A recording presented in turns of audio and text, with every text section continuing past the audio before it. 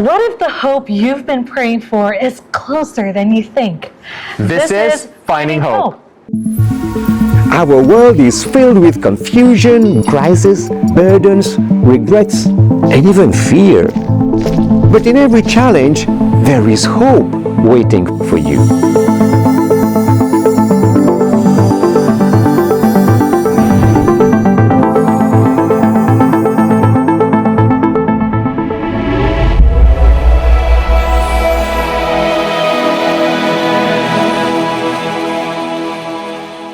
You know, before we even started this program, I kept thinking about, what is in the back of the mind of people. Some people carry a good smile. They put a mask on their faces, but in reality, there's something deep inside their hearts asking, Lord, how can I keep going? That's right, Edward. I totally agree. And it's not even about the big disasters. It could be things that are unseen, behind doors, things that are unspoken. Even the strongest people can feel lost at times. You're right. And sometimes you don't know how to move on. You don't know where are you going to begin. And across our region, different countries, different cultures, we come from different backgrounds. Right. We still share the same longing to know that things can get better, to believe that God sees us and meets us exactly right where we are. And this is what this series is all about, finding hope. It's a journey we take together, entering into real places of life to see how God can work in the promises that He has for us. You're right. It's an honest program. It's comforting. And it's for anyone who needs a reminder that hope is not just an idea.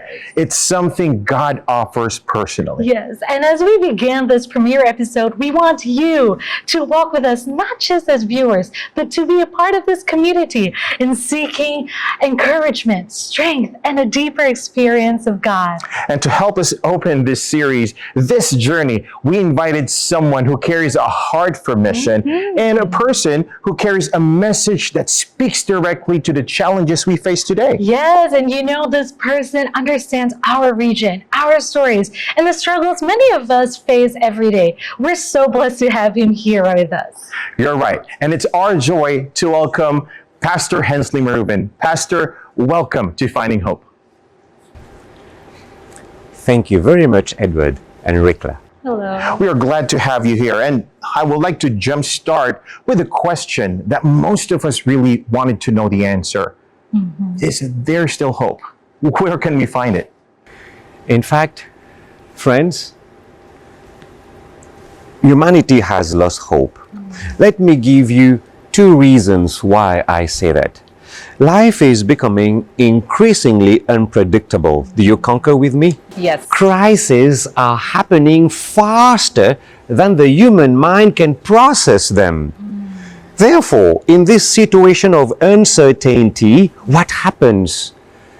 Hope is drained slowly away.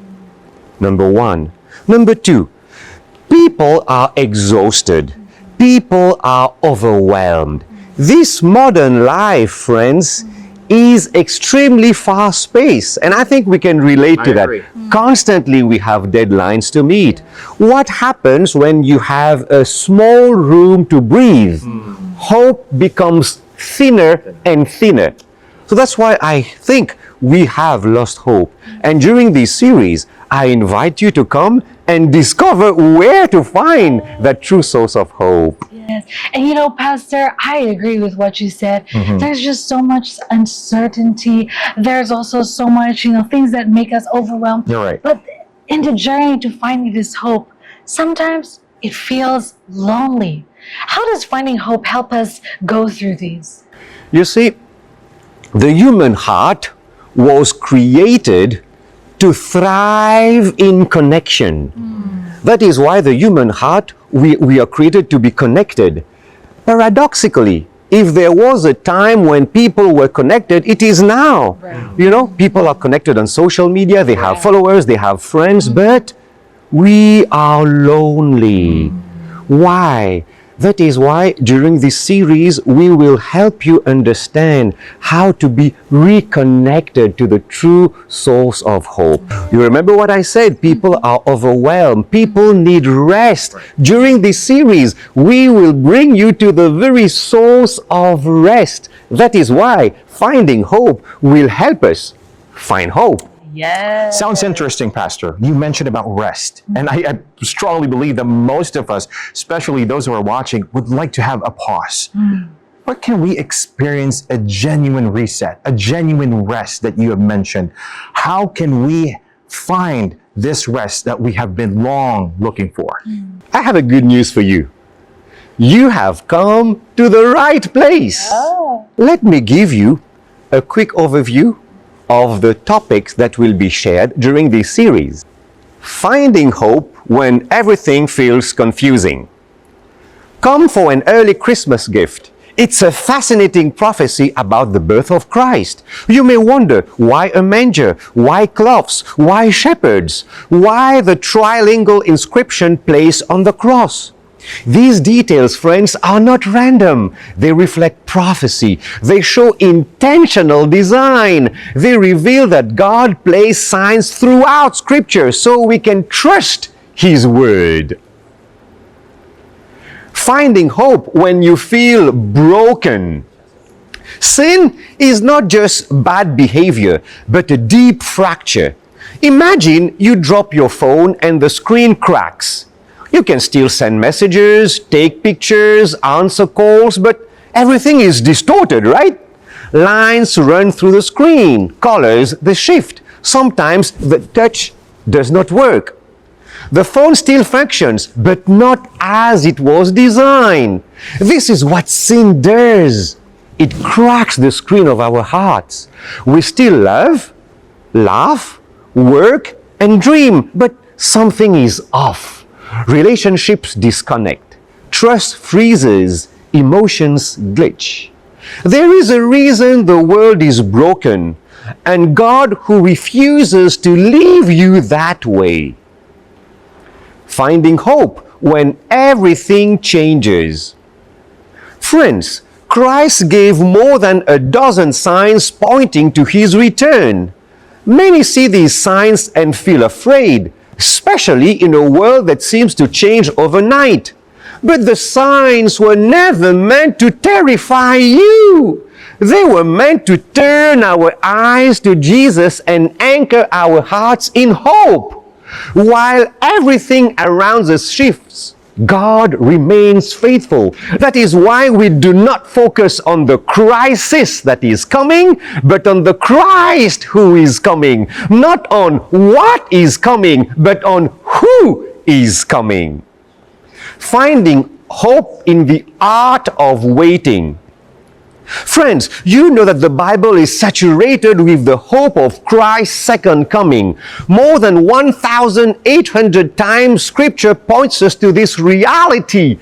Over 1,500 times in the Old Testament and more than 300 times in the New Testament. In fact, the New Testament alone, the promise of Jesus' return appears 1 out of every 30 verses. 17 of the 39 books of the Old Testament speak of His return, and 23 of the 27 books of the New Testament echo the same promise. From Genesis to Revelation, the message is consistent and clear. He will come, He has come, He will come again. He will come is the expectation of the Old Testament. He has come is the testimony of the New Testament. He will come again is the hope that carries us as we learn the art of waiting with faith, courage, and joy. The second coming of Jesus is anchored in 3 unshakable truths. Number 1, it is a theological necessity. Number 2, it's a historical reality. And number 3, it's a biblical certainty. Christ has to come. Finding hope in search of happiness. Think of a busy Asian city, Manila, Jakarta, Bangkok. When the traffic lights go out during a power cut, well, chaos quickly follows, right? People honk, intersections jam, tempers rise, accidents happen. Why, you may ask? Because when the law disappears, confusion takes over. God's law is the traffic light of our lives. It brings order, safety, peace, and direction. Remove it, and relationships crash, families break, trust collapses, and society loses its moral compass.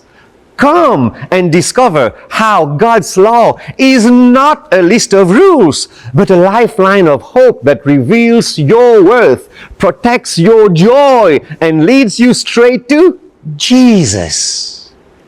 Finding hope when feeling burned out. Let me tell you a story. Two woodcutters joined a contest to see who would cut the most wood in one day. One was young and strong, the other one older but more experienced. From the start, the younger one worked non-stop, chopping without a single break. The older man stopped several times during the day to sit, rest, and take a pause. The young man thought, "Oh, he's wasting his time. I will surely win the contest." But at the end of the day, the old woodcutter had chopped much more wood. Surprised, the young man asked, "How could you beat me when you kept stopping?" The older man smiled and said, "Every time I sat down, I was sharpening my axe." Like the young woodcutter, many of us keep pushing through life without stopping until we feel exhausted and burnt out. The good news, the Sabbath is God's weekly call to pause, breathe, and sharpen our axe in His presence. It is not lost time. It is the gift that restores our strength. When we stop, friends, when we stop to rest with God, we find hope again. The Sabbath renews our energy, clears our minds, and refreshes our heart so we can face life with peace instead of pressure. Finding hope in the face of fear. Nearly everyone in Asia relies on a mobile phone for work, family chats, online payments, and daily life, right? But when the battery dies, the phone shuts down completely. It does not send messages, it does not receive calls, it does not know what is happening around it. It is simply off, resting until power is restored. That is exactly how the Bible describes death. No wandering spirits, no ancestors speaking back, not a soul floating around, just complete peaceful shutdown mode. Waiting for Jesus, the true source of life, to power us back on at resurrection. Therefore, death is not torment or roaming. It is peaceful rest, waiting for God to restore life. If you've ever feared death or wondered where your loved ones are, join us and discover the truth that replaces fear with unshakable hope. Finding hope in a fresh start. I remember vividly when I was still a small boy in Mauritius, once I accompanied my mother to the river to wash our clothes. In many rural communities nowadays, this still happens. Laundry day is more than a task. It is a treasured ritual. At the riverbank or village hand pump, mothers, grandmothers, daughters stand side by side, washing clothes as they share stories, laughter, and quiet wisdom. There is a gentle reverence in the air because everyone knows what comes next. Dust, sweat, stains, and the mark of a long week meet the water and slowly disappear. When the clothes are lifted out, they are bright again, clean, renewed, ready for a new beginning. Baptism is heaven's version of that moment. It is God's spiritual laundry day, where we bring the stains we cannot wash ourselves. Stains like guilt, fear, failure, regret, and place them in the hands of God. And when Jesus washes us, we do not rise from the water the same. We rise renewed, restored, and ready for the life He has prepared for us. Baptism is not the celebration of perfection. It is the miracle of letting God cleanse what you could never fix on your own. Finding hope when looking for what's real. In many countries, officers are trained to identify counterfeit money. A note like this, right? They do not spend hours studying every fake note. They study a real one. They know its texture. They know its weight. They know its details. They know when to tilt it, and they know everything. The more familiar they are with the genuine, the faster they recognize what is false. In the same way, God's true church is recognized not by comparing every tradition, every teaching, every denomination, but by knowing the real thing, the truth, God's word, God's character, and God's mission. Friends, you don't discover the true church by studying every counterfeit. You find it by knowing what is true, what is real. In a world full of spiritual noise, you deserve what is real. Therefore, come discover how God's true church brings clarity, direction, and hope when you are searching for what truly matters. Finding hope and your self-worth. In many Asian countries, people place red ribbons during festivals to symbolize blessing, protection, and good fortune, right?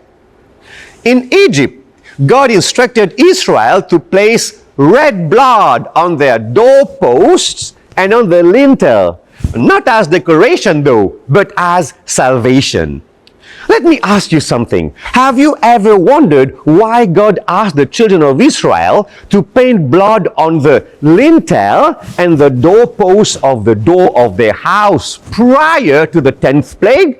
Sure, you will answer. It was to serve as a sign for the angel of death to pass over their houses. That's true. But why the doorpost, you may ask, since no one is kept out of a dwelling by doorpost? Why not paint something like a big cross on the door itself? Come and listen to a fascinating story from Exodus, where grace, that is, salvation by faith alone, shows how the gospel restores your worth and leads you to lasting hope, just as God restored His people. Finding hope on the path of peace. Psychologists say this: thinking too much about the past can lead to depression. Focusing too much about today often triggers stress. And worrying too much about the future can provoke anxiety. Your life is like a smartphone with 3 screens. The photo gallery, a scroll of yesterday's moments. Linger there and regret starts to autoplay, right? The second is the home screen. Every app pinging now. Sit there and stress swallows your focus. The third screen, the notifications tab. Previews of what might arrive next. Camp there and anxiety takes over. Peace does not come from another swipe. It comes when you look up from the screens and connect to the one who powers the phone. When you walk with Him, you find hope on the path to peace, because living for Christ frees you from the fear of the past, the stress of the present, and the anxiety about the future. You see, Edward and Rikla? This is what it is all about, and we don't want to keep this for ourselves. You're right, Pastor. As a matter of fact, there's a growing feeling in my heart wanting to know more about what hope truly means, where we can find it. And I'm looking forward for the next few days that we're going to be together, be with our audience, learning about what hope truly means and where we can find it. Yes, Pastor, finally, what would you like to say to someone who is watching this right now, who may be drowned in anxiety and depression, on the verge of tears, holding on to their last breath? Well, it might be you, right? Wherever you are, in the comfort of your apartment, wherever you are, let me tell you something. Keep on keeping on. Hanging in there. You know why? We will discover through the Bible that God has promised that He will bring us to a place where there will be no more death, disaster, and disease, where there will be no more sickness, suffering, and sorrow. Not only that, where He will wipe away all your tears, but this is still to come. What this means is that even if your soul is full of hope, listen to that, it means that tears and smiles will still coexist on your face. But keep on keeping on, hanging in there. We have this promise. But what is hope, you will tell me? Hope is this ability to find light amidst darkness. Hope is what keeps us going. Thank you, Pastor Moravin, for that heartfelt message. Your reminder about where real hope begins and who it comes from sets the tone for everything we want this series to be. And that's exactly why Finding Hope was created. These are conversations we want to open, conversations that help us see God's hand even in the moments we don't understand. Today may be our first episode, but it's just the start of the journey. We're taking together one step closer to the hope God offers every single day. So stay with us. Follow the series. Share it with someone who might need encouragement or a gentle reminder that God has not forgotten them. We believe each episode will speak to your heart, strengthen your faith, and help you discover hope in places you never expected. Thank you for being with us today. We'll see you again in the next episode of Finding Hope. Until then, may God's peace lead you, and may His promises carry you through the week ahead.